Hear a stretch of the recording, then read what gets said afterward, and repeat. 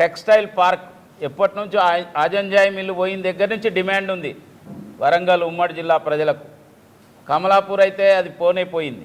గత అనేక సార్లు ఓట్లేసి గెలిపించిన బీఆర్ఎస్ కానీ కాంగ్రెస్ పార్టీ కానీ మరి మరో పార్టీ కానీ ఎవరు కూడా కమలాపూర్ని ఇంతవరకు తీసుకురాలేదు, ఆజంజాయి మిల్లుని తీసుకురాలేదు. కానీ నరేంద్ర మోడీ నాయకత్వంలోని కేంద్ర ప్రభుత్వం టెక్స్టైల్ పార్కుకు మరి దానికి దేశంలో 7 కేటాయిస్తే ఇక్కడ 1 కేటాయించడం జరిగింది.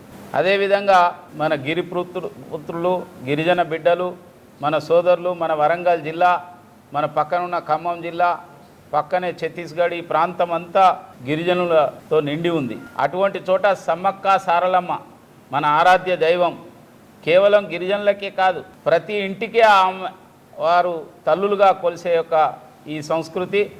అటువంటి వారి పేరు మీద ట్రైబల్ యూనివర్సిటీని మన ప్రధానమంత్రి నరేంద్ర మోడీ గారు కేటాయించి 900 కోట్ల పైగా కేటాయించి దాన్ని ప్రారంభించడం జరిగింది. ఎప్పటి నుంచో కాకతీయుల కాలం నుంచి మనది సంస్కృతి గొప్పది అని చెప్పుకున్నాం.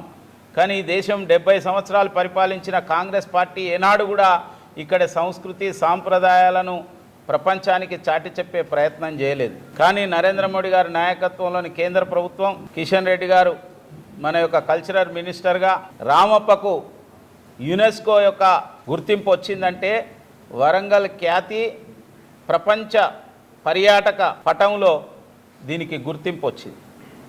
రాబోయే రోజుల్లో ఈ ప్రాంతం అద్భుతంగా అభివృద్ధి చెందడానికి అనేక అవకాశాలు ఉన్నాయి. వరంగల్ కోట విషయంలో ఒక సాంస్కృతిక పునర్వైభవం సర్క్యూట్ ఏర్పాటు చేయడం సమ్మక్క సారలమ్మకు సంబంధించి కానీ అటు భోగత జలపాతం కానీ మల్లూరు నరసింహస్వామి ఇవన్నిటి కలిపి లక్నవరం కలిపి సర్క్యూట్ ఏర్పాటు చేసి కేంద్ర ప్రభుత్వం నిధులు ఇచ్చింది. నేషనల్ హైవేస్ అంటే ఎట్లుంటాయో సిమెంట్ హైవే మొట్టమొదటిసారిగా చూపెట్టి రాయగిరి నుంచి వరంగల్ వరకు ఏర్పాటు చేసిన ప్రభుత్వం నరేంద్ర మోడీ గారి ప్రభుత్వం. అనేక హైవేస్ అటు భూపాలపల్లి వైపు నుంచి కానీ ఇటు ఇంకా మన కొరివి వైపు నుంచి కానీ అనేక నేషనల్ హైవేస్ రైల్వే స్టేషన్స్ను అత్యంత ఆధునికమైన యొక్క ప్రయాణికుల సౌకర్యాల కోసం రైల్వే స్టేషన్స్ను అభివృద్ధి చేయడం, ఆధునికమైన యొక్క రైళ్లను సాంకేతిక పరిజ్ఞానం కలిగిన యొక్క రైళ్లను ప్రవేశపెట్టడం, దేశీయ పరిజ్ఞానంతో తయారు చేసిన వాటిని సామాన్య ప్రజలకు అందుబాటులో ఉండే విధంగా. కేవలం అదే కాదు, మనది వ్యవసాయక ప్రాంతం. లక్షలాది మంది రైతులకు కిసాన్ సన్మాన్ నిధులు, లక్షలాది మంది పేద ప్రజలకు ఉచితమైన యొక్క రేషన్, ధనికులైనా పేదలైనా ప్రాణం ఉంటే చాలనుకుంటున్న సమయంలో ఉచితమైన యొక్క వ్యాక్సిన్ 2-3 డోసులు ఇచ్చి ప్రాణాలను రక్షించుకున్న ప్రభుత్వం నరేంద్ర మోడీ ప్రభుత్వం.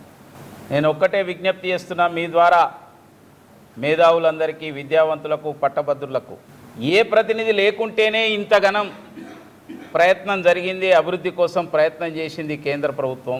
మరొక వైపు మరోసారి ఒక హ్యాట్రిక్ ప్రధానమంత్రిగా కోట్లాది మంది ప్రజల యొక్క ఆదరాభిమానాలు చూరగొన్న యొక్క నాయకునిగా నరేంద్ర మోడీ గారు మరోసారి ప్రధానమంత్రి కాబోతున్నారనే విషయం ప్రజలందరూ కూడా అనుకుంటున్నారు. మీ ద్వారా మీడియా ద్వారా కూడా మా అందరికీ తెలుస్తున్నది. కాబట్టి మళ్ళీ కేంద్రంలో ప్రభుత్వం రాబోతుంది కాబట్టి ఇక్కడ మరి మన యొక్క రాజకీయ చైతన్యానికి మరో పేరు మన వరంగల్ గడ్డ. అనేక కీలక నిర్ణయాలు అనేక కీలక ఉద్యమాలకు ఇది పుట్టిన గడ్డ. దేశమంతా నరేంద్ర మోడీ వెనుక ర్యాలీ అవుతున్నప్పుడు విద్యావంతులు మేధావులు పట్టభద్రులైన మనం నరేంద్ర మోడీ గారికి ఒక కానుకగా ఈ పట్టభద్రుల యొక్క నియోజకవర్గంలో నన్ను ఎమ్మెల్సీగా గెలిపించి మీ మొదటి ప్రాధాన్యత ఓటు వేసి బ్యాలెట్ పేపర్లో మొట్టమొదటి పేరు పక్కన 1 అని వేసి నన్ను గెలిపించవలసిందిగా నరేంద్ర మోడీ గారి వెంట ఇక్కడున్న యొక్క మేధావులందరూ విద్యావంతులు మేము మీ వెంట ఉన్నామనే సంకేతం ఇవ్వాల్సిందిగా నేను సవినయంగా మనవి చేస్తున్నాను.